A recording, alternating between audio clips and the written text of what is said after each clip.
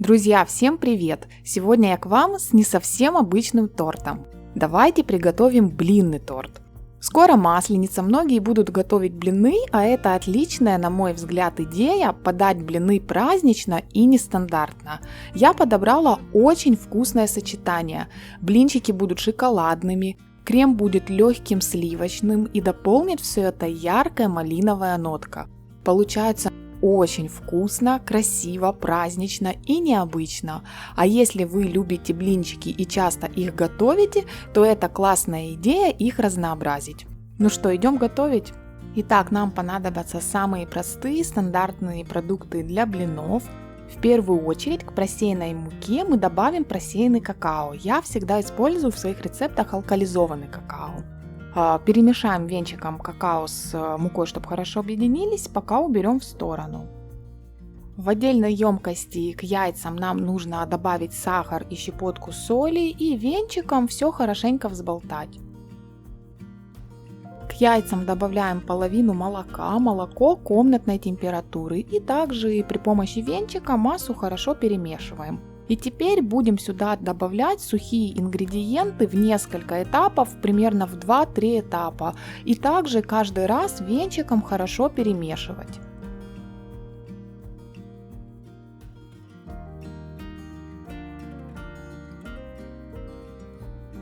Когда все сухие ингредиенты добавили, масса получилась вот такой густой, добавляем к ней вторую часть молока и хорошо перемешиваем.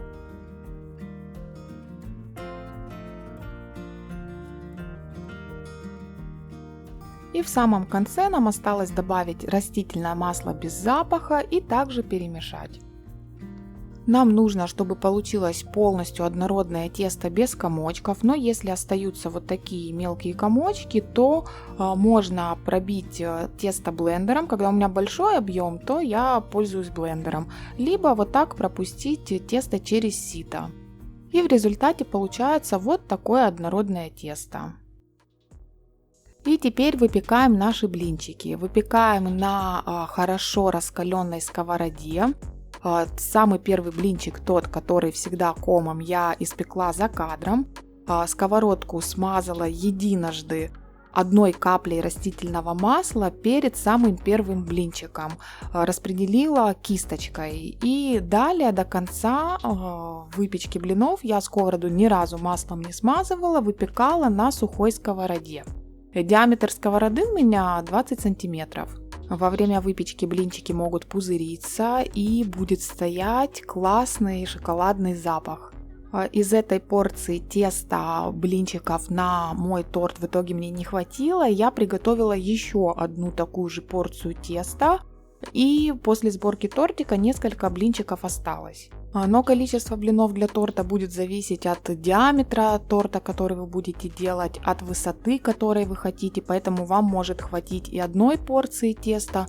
Но в любом случае это тесто очень быстро готовится, и даже если вам не хватит, его можно сразу же сделать еще. На второй стороне блинчики жарятся очень быстро, не пересушивайте их. И вот такая стопочка блинчиков у меня получилась. Эти блинчики очень хорошо подходят именно для тортика блинного, и у них приятный шоколадный вкус. Теперь приготовим малиновую начинку, она готовится очень быстро и совсем не сложно. Нам понадобится малиновое пюре, это малина, пробитая блендером. Можно мороженую разморозить, можно свежую и по желанию протертую от косточек. Я использую готовое малиновое пюре. Итак, в сотейнике нам нужно соединить все ингредиенты. Это малиновое пюре, сахар и кукурузный крахмал. Хорошо перемешать венчиком, отправить на плиту и при постоянном перемешивании довести до кипения. И после кипения проварить буквально 1 минуту, пюре начнет густеть. После этого снимаем пюре и переливаем его для остывания. Нам осталось приготовить крем для нашего торта. Я сделала крем с рикоттой, он отлично подходит к блинчикам. Итак, холодную рикотту вместе с сахаром нужно перемешать миксером на минимальной скорости, чтобы рикотта стала однородной кремовой текстуры. Не взбивать, а именно перемешать, аккуратно и совсем недолго, буквально секунд 15-20.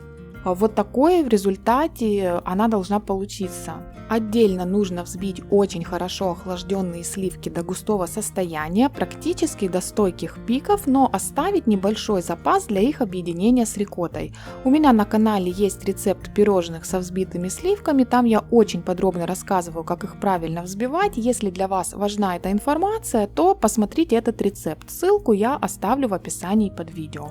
Итак, вот такими должны получиться сливки.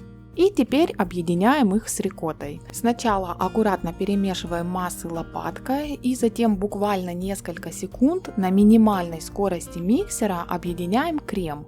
Рикотта при взбивании легко расслаивается, поэтому это нужно для того, чтобы крем не расслоился. Вот таким в результате должен получиться крем, и он очень вкусный, легкий, сливочный. И теперь все готово для сборки торта, но перед сборкой я обрезала у блинчиков краешки кольцом 18 сантиметров. Во-первых, краешки суховаты, а во-вторых, так у меня все блинчики получились идеально ровными и одинаковыми. Это особенно удобно, если вы торт планируете выравнивать кремом, но это, конечно, делать не обязательно. И теперь собираем торт, на каждый блинчик наносим крем, на крем наносим конфитюр, крем и конфитюр наносим тонким слоем, это не бисквитный торт, толстый слой здесь крема не нужен. Я торт собирала, пока у меня не закончился крем и начинка, и закончились они у меня одновременно. В результате у меня на тортик ушло 15 блинчиков, 4 блинчика у меня осталось. Диаметр торта 18 сантиметров, а полные параметры торта с весом и с высотой я укажу в описании под видео. Итак, торт я собрала, последний верхний блинчик смазала остатками крема, и затем я торт обернула ацетатной лентой, сверху зажала кольцом, наверх положила пищевую пленку и придавила тортик слегка грузом. И после холодильника он у меня был идеально ровным. В холодильнике он у меня провел всю ночь. Верх торта я покрыла слоем ганаша из молочного шоколада. Для этого я растопила молочный шоколад и к нему добавила очень горячие сливки и тщательно перемешала до однородной консистенции. И теплый ганаш я сразу вылила на поверхность охлажденного торта и распределила сверху равномерным слоем. Убрала буквально на 15 минут в холодильник, чтобы ганаш схватился, и продолжила декор. Слегка присыпала сахарной пудрой, и так как внутри торта у меня сочетание малина-шоколад, то и в декоре я его старалась повторить. Помимо слоя шоколадного ганаша я также украсила шоколадной стружкой и кусочками сублимированной малины. Сюда, конечно, идеально бы подошла для украшения свежая малина. И вот таким в результате у меня получился торт. Когда я его собирала, изначально я планировала его выравнивать, но потом передумала, захотела оставить его в таком виде. Для выравнивания сюда подойдет в принципе любой крем, который вы используете для бисквитных тортов. В описании под видео я оставлю ссылки на рецепты разных кремов для выравнивания. Ну и по традиции разрежем торт. Блинчики очень хорошо пропитались, торт получился нежным, с очень красивым, ровным, аккуратным разрезом и действительно очень вкусным. Сочетание шоколада, малины и легкого сливочного крема, на мой взгляд, очень удачное. И вот так празднично могут выглядеть, казалось бы, простые блинчики. Друзья, пробуйте такой торт, готовьте с удовольствием, а я вас всех, как всегда, благодарю за внимание и до новых встреч!